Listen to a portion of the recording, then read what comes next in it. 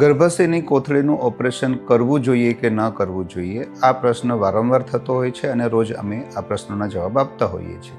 ગર્ભાશયની કોથળીના ઓપરેશનની સલાહ તમારા ડૉક્ટરની મળી છે તો તમારે ખરેખર કરવું જોઈએ.